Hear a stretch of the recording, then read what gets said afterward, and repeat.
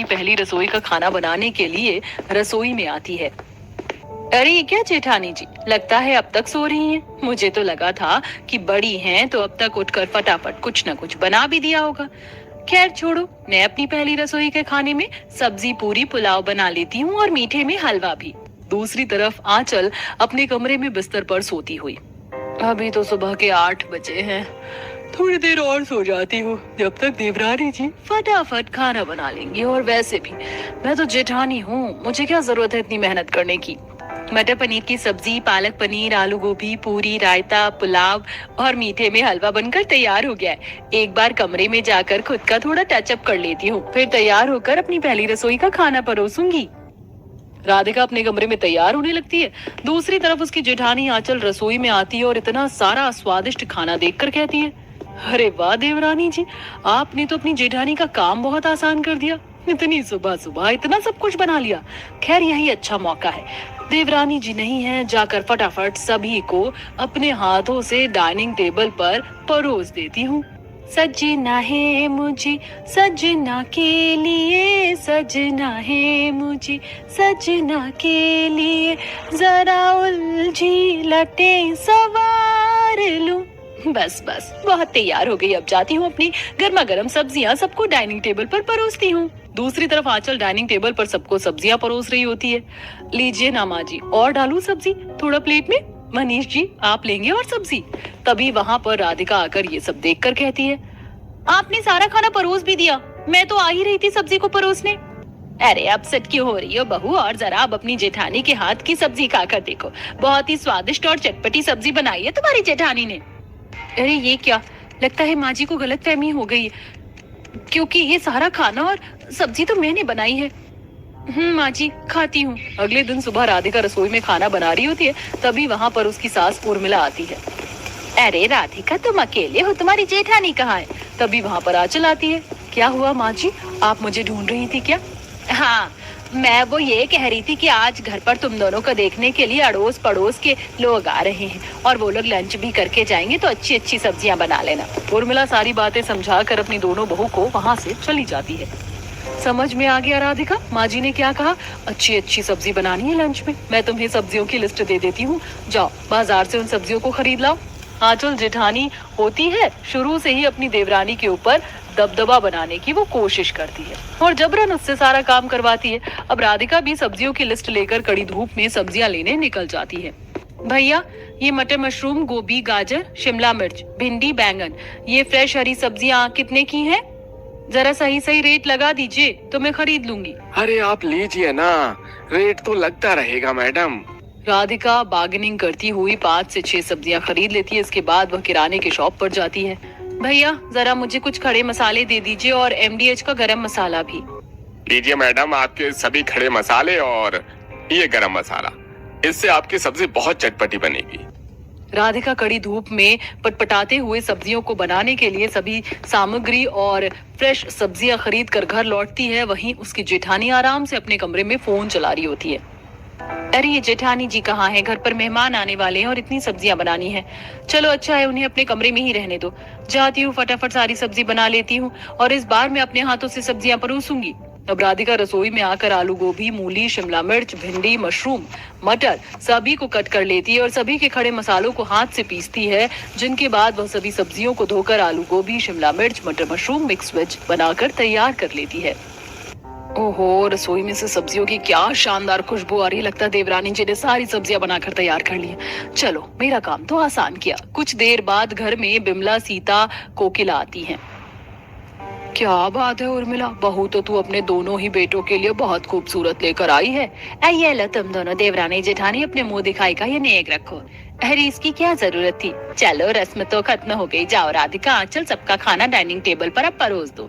अब दोनों देवरानी जेठानी खाने को डाइनिंग टेबल पर लेकर आती हैं कि तभी आंचल फटाक से राधिका के हाथ से सब्जी की कंची छीनती हुई, लाओ देवरानी जी सब्जी में परोस देती हूँ।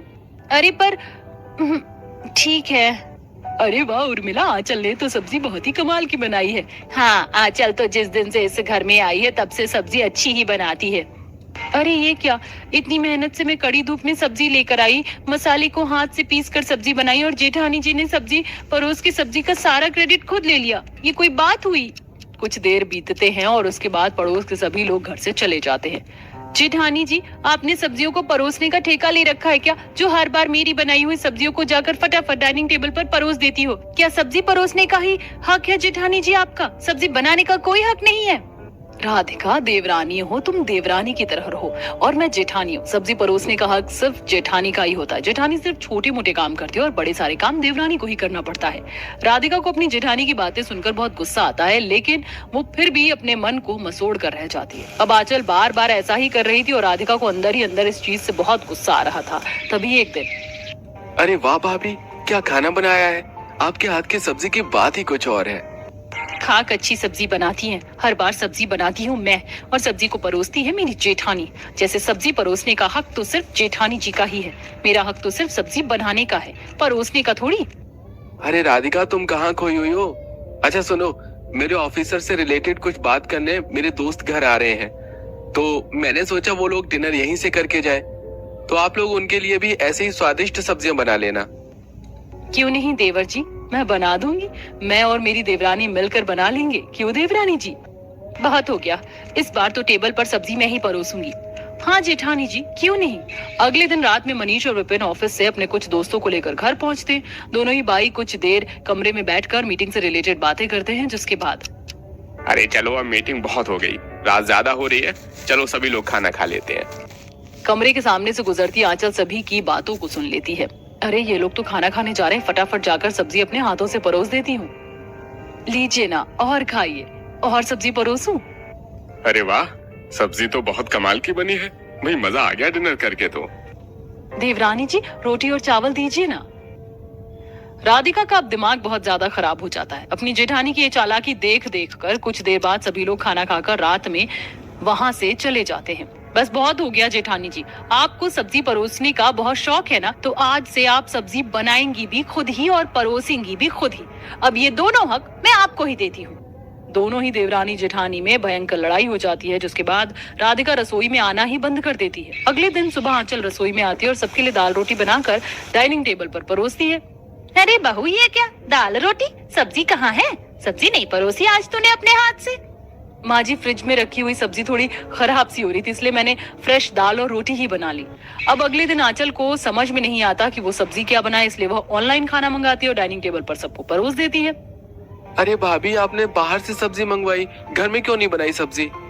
आजकल खाने के समय में राधिका दिखाई नहीं देती और इस आंचल के भी हाव ताव कुछ ठीक नहीं लग रहे। आखिर बात क्या है? तभी रात में आंचल अकेले रसोई में खुद से बातें करते हुए, अरे यार, ये सब क्या फालतू में देवरानी जी से लड़ाई कर ली। एक दिन तो दाल रोटी और दूसरे दिन बाहर से खाना खिला दिया, लेकिन अब क्या करूं? अगर यही हाल रहा तो मेरे ससुराल वालों को जल्दी पता चल जाएगा कि मुझे सब्जियां बनानी ही नहीं आती। तभी उर्मिला रसोई में आती हुई सारी बातें सुनकर कहती है, अच्छा तो ये कारण है सब्जी ना बनने के पीछे का। सब्जी तुझे बनाने नहीं आती, सब्जी इसका मतलब सिर्फ राधिका ही बनाती है। और जब तुझे सब्जी बनानी ही नहीं आती थी तो अपनी देवरानी से सब्जी बनानी सीख भी तो सकती थी, लेकिन तूने तो अपनी देवरानी से अच्छी खासी लड़ाई ही कर ली। गलती हो गई माँ जी मुझसे, बहुत बड़ी। अब उर्मिला दोनों ही देवरानी जेठानी को एक साथ खड़ा करती है, जहाँ आंचल अपनी सारी सच्चाई राधिका को बताती है। अच्छा तो ये बात थी जेठानी जी, आप मुझे ये बात पहले ही बता देती। मुझे तो लगा कि आपने सिर्फ सब्जी को परोसने का ही ठेका ले रखा है, पर अब पता चला आपको तो सब्जी बनाना ही नहीं आती। चलिए कोई बात नहीं, मैं आपको सिखा दूंगी कि सब्जी कैसे बनाई जाती है। उर्मिला अपनी दोनों बहू के पक्ष में बात करती है, जिसके बाद दोनों बहू एक दूसरे के साथ मिलकर रहने लगती हैं। वहीं देवरानी अपनी जेठानी को अब हर तरह की सब्जी बनाना भी सिखा देती है। चलो, शादी से 15 दिन पहले ही दोनों बहू का कमरा बनकर तैयार हो गया। हमारा घर तो काफी बड़ा है, तो तुमने ऊपर वाले फ्लोर पर बहुओं के लिए अलग अलग कमरे और रसोई क्यों बनवाई? मेरी बड़ी बहू गांव से आ रही है और छोटी तो शहर की ही है। मैंने हमेशा देखा है कि गांव शहर की लड़कियों की आपस में ज्यादातर बनती नहीं है। अब कल को कोई लड़ाई बहस हो, इससे अच्छा मैंने पहले ही अलग कमरा और रसोई बनवा दिया। दोनों अपना अलग अलग पकाएंगे और रहेंगे, और हमारा क्या है, कभी बड़ी बहू के घर खाना खा लेंगे तो कभी छोटी बहू के घर। मानना पड़ेगा लाजवंती, तुमने दिमाग तो बड़ा लगाया है इस काम में। चलो अब चलकर चाय पीते हैं। समय गुजरता है और लाजवंती के दोनों बेटे राजेश और देव की शादी हो जाती है। जहां घर की बड़ी बहू माया गांव से आई थी, तो वहीं घर की छोटी बहू अंजलि शहर की पढ़ी लिखी मॉडर्न लड़की थी। इस किचन में कितनी लो क्वालिटी का राशन है, खुले दाल चावल आटा और मसाले। ये लोग हमेशा लो क्वालिटी का ही राशन यूज करते हैं क्या? कोई बात नहीं, अब मैं आ गई हूँ ना, अब तो इस घर में हाई क्वालिटी का अच्छा राशन यूज होगा। पूरी रसोई राशन से भरी हुई है। इतना सारा राशन तो मैं आराम से 1-2 महीना चला सकती हूँ। जिस तरह आज तक अपने मायके में पैसों की बचत की थी, ठीक उसी तरह ससुराल में भी करनी है। इन दोनों देवरानी जेठानी की बातों से तो आप लोग समझ गए होंगे कि आने वाले समय में जहां देवरानी छप्पर फाड़ के घर के राशन पर खर्च करने वाली है, तो वहीं जेठानी किस तरह बचत करेगी। और क्या इस राशन की कहानी में कोई नया मोड़ आएगा, अनबन होगी या नहीं, इसे जानने के लिए तो हमें कहानी में आगे बने रहना होगा। अरे बहू, तुमने तो बिल्कुल सच कहा था। इस मॉल में तो सब कुछ मिलता है, सब्जी से लेकर राशन, हर चीज है यहाँ। माँ जी, यहाँ कितनी साफ सफाई भी है। ये लोग साफ सफाई का काफी अच्छे से ध्यान रखते हैं और हाइजीन तरीके से ही इन सभी राशन को पैक करते हैं। लेकिन बहू, यहाँ पर सारा राशन कितना महंगा है। ये देख, ये आधी किलो का सोयाबीन का पैकेट 200 रुपए का है और ये एक पैकेट तेल पूरे 250 रुपए का। हमारे घर के पास जो किराने की दुकान है वो तो 150 रुपए में देता है। माँ जी, वो अच्छा राशन नहीं होता, इसीलिए एक तो वो खुला राशन बेचते हैं। आपको पता है खुले राशन में कितनी सारी मिट्टी होती है और कभी कभी तो कीड़े मकोड़े भी निकल जाते हैं। अब आप या तो पैसे देख लीजिए या तो साफ सफाई। हफ्ते भर का राशन खरीदने में ही अंजलि से 7-8 हजार रुपए खर्च हो जाते हैं। मॉडर्न देवरानी अपने सास के साथ राशन खरीद कर घर आती है, वहीं दूसरी तरफ गांव की जेठानी। अरे भैया, ऐसे कैसे आप इसके 2 रुपए एक्स्ट्रा ले सकते हो? अरे मैं गांव की हूँ, इसका मतलब ये नहीं कि गंवार हूँ। जब MRP 20 रुपए है तो 22 रुपए कैसे ले रहे हो? मैं तो इसे 20 रुपए में ही लूंगी। ठीक है बहन जी, आप इसे 20 रुपए में ही ले जाइए। और कुछ दूं? नहीं नहीं, जितना पर्ची में लिखा था सारा सामान ले लिया है। अब आप जल्दी से बिल बना दो। ये लीजिए आपका बिल, पूरे 3000 रुपए हुए। ऐसे कैसे 3000 रुपए? किस बात के 3000 रुपए ले रहे हो? आप देखो भाई साहब, हम यहीं रहते हैं। आप राशन लेना होगा तो रोज आप ही की दुकान पर आएंगे। आपके रेगुलर कस्टमर हैं हम। अगर रेगुलर कस्टमर से इतने पैसे लोगे तो कैसे चलेगा?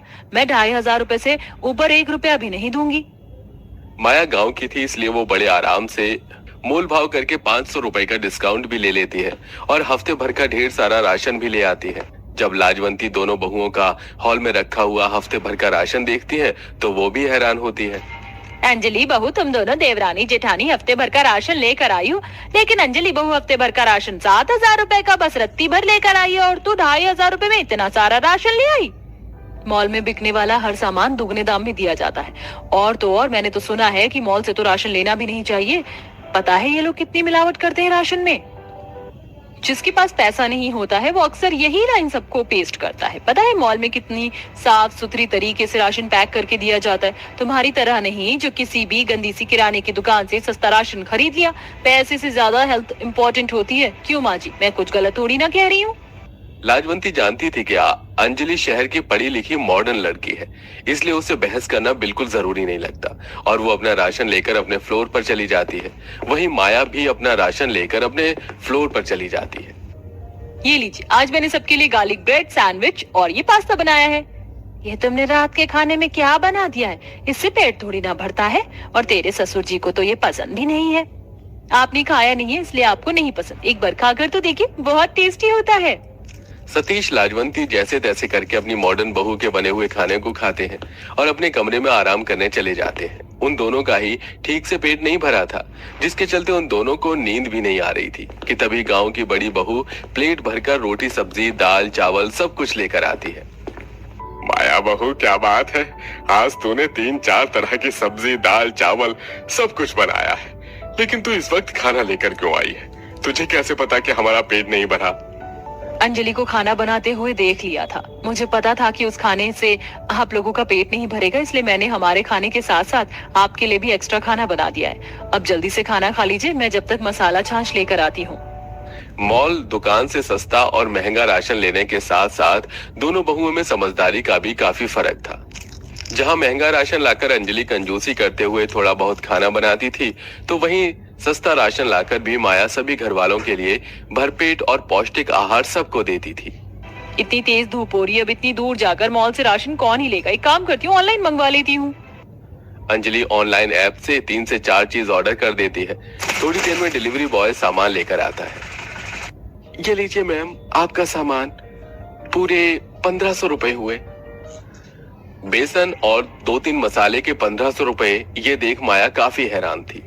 अंजलि, ये क्या, तुमने इतनी सी चीज के लिए 1500 रुपए दे दिए? अरे ये तो तुम्हें किराने की दुकान में 100 रुपए में मिल जाता। तो आप जाकर लेकर आइए ना। वो क्या है ना, लो क्वालिटी का और घटिया राशन आपको खाने की आदत है, हमें नहीं। अंजलि का पति जो भी उसे घर खर्ची के लिए पैसे देता, वो सारे पैसों से वो राशन ही लेकर आती रहती और उसके पास खुद के लिए 1 रुपया तक नहीं बचता। ऐसा भी क्या राशन लाती हो तुम, जो छोटी मोटी चीजों के लिए मुझसे पैसे मांगती हो? हर हफ्ते तुम्हें पैसे देता तो हूँ। आप जानते हैं ना महंगाई कितनी बढ़ रही है। 1 किलो आटा भी 100 रुपए से कम का नहीं है मॉल में। तो मॉल से लेना ही क्यों है, दुकान से ले लो। भाभी नहीं लेती है क्या? मुझे आपकी हेल्थ ज्यादा इम्पोर्टेंट है, ना कि पैसे, समझे? माया सस्ता राशन लाने के साथ साथ ज्यादातर खड़े मसाले ही लेकर आती और उन्हें पीसती, जिसके चलते माया के हाथ का बना हुआ खाना घर में सबको पसंद था। वहीं अंजलि के बने हुए खाने को तो कोई ठीक से चखता तक नहीं था। ऐसे ही समय गुजरता रहता है जहां गांव की जेठानी सस्ता राशन लाकर पैसों की बचत करती और हमेशा घर की सहूलियत के लिए कुछ न कुछ सामान लाती, तो वहीं मॉडर्न देवरानी के पास कुछ भी नहीं बचता। आज लाजवंती का जन्मदिन था, जहां जेठानी ने अपनी सास को एक महंगी साड़ी दी थी, तो वहीं देवरानी खाली हाथ लिए खड़ी हुई थी। आज मॉल में कितनी अच्छी सेल चल रही थी, काफी सारा राशन ले लिया मैंने तो इस बार। अब मैं इसे आराम से महीना भर चलाऊंगी। अंजलि मॉल सेल में बिक रहा राशन ले लेती है और आज अंजलि इस राशन के सामान से खाना बनाकर अपने पति को खिलाती है, तो उसके पेट में काफी दर्द होने लगता है। ये तुमने क्या खिला दिया है? पेट में बहुत दर्द हो रहा है, दवाई लेकर आओ। देव को दवाई देने के बाद जब अंजलि उन सभी पैकेट्स की एक्सपायरी डेट चेक करती है, तो उसे पता चलता है कि सारा राशन ऑलमोस्ट एक्सपायर हो चुका है। अगले दिन अंजलि वो सारा राशन लेकर मॉल जाती है और वहां के मैनेजर से बात करती है। आपको शर्म नहीं आती कस्टमर को एक्सपायर राशन देते हुए? वापस लाइए मेरे सारे पैसे। क्या सबूत है आपके पास कि हमारे मॉल से लिया हुआ राशन है? कहीं और से राशन लेकर हमें चूना लगाते हो। बहुत देखे हैं तुम जैसे लोग, निकलो यहाँ से। अंजलि के सारे पैसे चले गए थे और राशन भी लगभग खराब था, जिसके चलते आज अंजलि और देव की काफी लड़ाई होती है। जब से तुम आई हो बस मेरे पैसे पर पैसे खर्च करवा रही हो। अरे तुम्हें राशन के लिए पैसे देते देते मेरे पास एक फूटी कौड़ी नहीं बची है। तो ज्यादा क्यों नहीं कमाते हो? अपने बड़े भैया की तरह एक अच्छी कंपनी में काम करो ना, ताकि जितना पैसा वो कमाते हैं उतना तुम भी कमाओ। अंजलि देव की काफी देर तक लड़ाई होती है और अब गुस्से में देव अंजलि को थप्पड़ मारने वाला था कि तभी वहां माया आती है और देव का हाथ पकड़ लेती है। गुस्से में देव कमरे से बाहर चला जाता है और अंजलि रोने लगती है। तुम मेरी बात मानती क्यों नहीं? महंगी महंगी दुकानों मॉल से राशन लेने के बजाय तुम एक बार मेरे कहने पर दुकान से राशन लो, फिर देखना कैसी बचत होती है तुम्हारी। मैंने सुना है कि वहाँ का राशन बिल्कुल भी अच्छा नहीं होता, सभी चीज खुली हुई मिलती है। किसने कहा कि छोटी दुकान पर हर चीज खुली हुई मिलती है? खुली मिलने के साथ साथ पैकेट भी होते हैं और अगर कुछ खराब भी निकले तो वो बदल देते हैं। अपनी जेठानी के समझाने पर अब माया लगभग 1 महीना किराने की दुकान से ही अपनी जेठानी के साथ राशन लेती है, जिससे उसे काफी ज्यादा फायदा होता है और वो काफी पैसे भी बचा लेती है। ये सब देख आखिरकार अंजलि को अपनी गलती का एहसास होता है। आपके गांव से होने की वजह से मैंने आपका कितना मजाक उड़ाया, हमेशा अपनी महंगे राशन पर घमंड करती रही, लेकिन आज आपकी बात मानकर मुझे कितना फायदा हुआ है। मैं तो सोच भी नहीं सकती थी कि महीने की आखिर में इतने